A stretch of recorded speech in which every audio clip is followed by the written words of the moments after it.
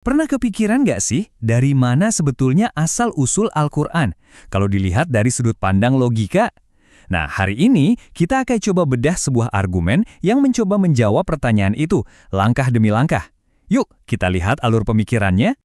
Jadi pertanyaan utamanya itu sederhana tapi dalam banget.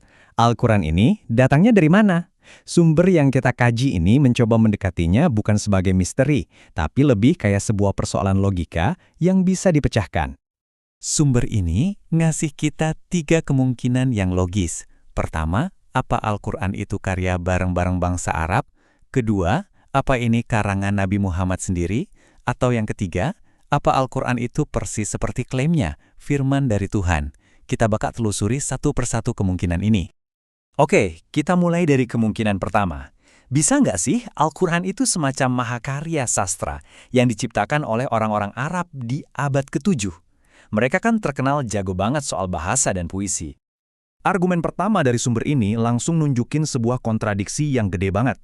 Di satu sisi, kita lihat budaya Arab waktu itu penuh dengan penyembahan berhala, riba, dan perlakuan yang kurang baik ke perempuan. Nah, di sisi lain, ajaran Al-Quran justru secara radikal menentang itu semua. Monoteisme murni, larangan riba, dan mengangkat derajat perempuan. Jadi pertanyaannya, menurut teks ini, kenapa sebuah masyarakat mau repot-repot menciptakan kitab suci yang justru menyerang dasar-dasar budaya mereka sendiri? Kontradiksi ini jadi makin tajam kalau kita lihat suku Quraisy. Al-Quran kan turun pakai dialek mereka, tapi justru mereka yang paling depan menentangnya. Mereka menolak, menganiaya, bahkan memeranginya. Jadi argumen kuncinya gini, kalau memang mereka yang nulis, kenapa mereka malah mati-matian berusaha membungkam karya mereka sendiri? Aneh kan? Lalu, ada lagi argumen soal tantangan bahasa. Bangsa Arab zaman itu tuh jagonya syair dan sastra. Nah, Al-Quran menantang mereka secara langsung.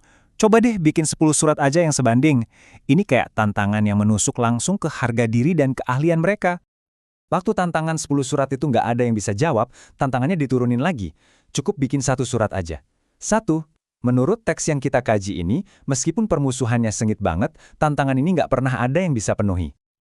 Tentu aja, ada yang coba-coba. Teks ini menceritakan sebuah kisah menarik tentang seorang pria bernama Musailamah yang ngaku-ngaku jadi nabi dan mencoba meniru gaya bahasa Al-Quran.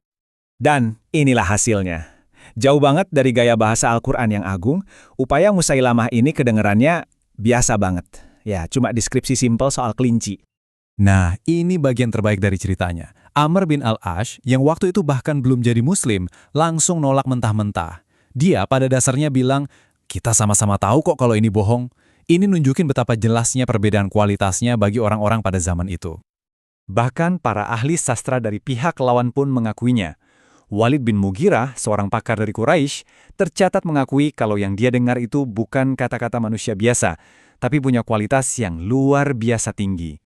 Oke, jadi kemungkinan pertama sepertinya dikesampingkan. Sekarang, gimana dengan kemungkinan kedua? Apa Nabi Muhammad sendiri penulisnya? Mari kita lihat argumen berikutnya. Argumen berikutnya ini lebih ke soal praktis. Nabi Muhammad kan dikenal buta huruf. Teks ini berpendapat, meskipun itu hal biasa di zaman itu, rasanya hampir mustahil bagi seseorang yang nggak bisa baca atau tulis untuk menyusun karya sastra yang begitu kompleks dan konsisten selama 23 tahun. Selanjutnya, ada bukti dari gaya bahasanya.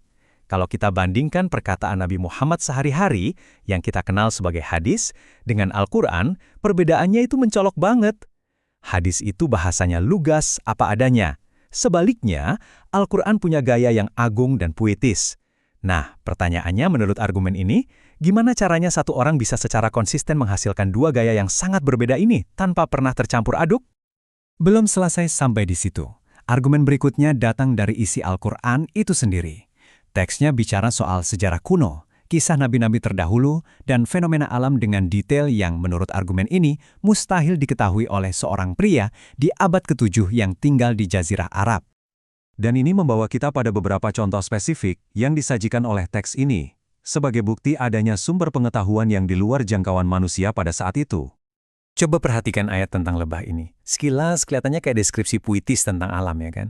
Tapi sumber ini minta kita untuk melihat lebih teliti ke tata bahasa Arabnya. Nah, disinilah poin krusialnya.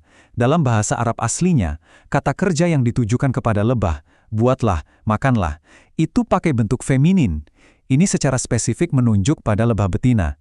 Fakta bahwa semua lebah pekerja adalah betina itu baru dikonfirmasi oleh sains modern. Argumennya, gimana caranya seorang penulis di abad ke-7 bisa tahu detail biologis kayak gini? Contoh berikutnya datang dari kisah Nabi Sulaiman dan lembah semut. Sekali lagi, kuncinya ada pada pilihan kata dalam bahasa aslinya. Semut yang memberi perintah, dalam bahasa Arab disebut namlatun. Itu adalah kata benda feminin. Ini menyeratkan kalau pemimpin dalam koloni itu adalah betina.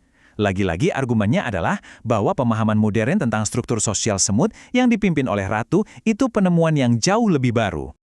Oke, setelah memeriksa argumen-argumen ini, teks sumber ini mulai menyatukan semua kepingan puzzle untuk sampai pada kesimpulan akhirnya.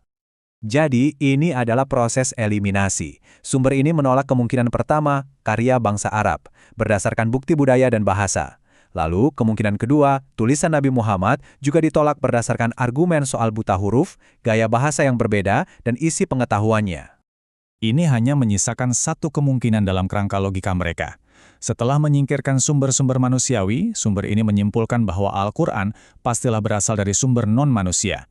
Atau seperti yang diklaimnya sendiri, wahyu dari Tuhan.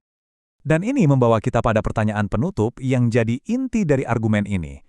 Kalau sebuah naskah kuno ternyata berisi informasi yang baru bisa diverifikasi oleh sains modern ribuan tahun kemudian, apa artinya itu bagi kita tentang dari mana sebenarnya asal-usul naskah tersebut? Sebuah hal untuk kita pikirkan.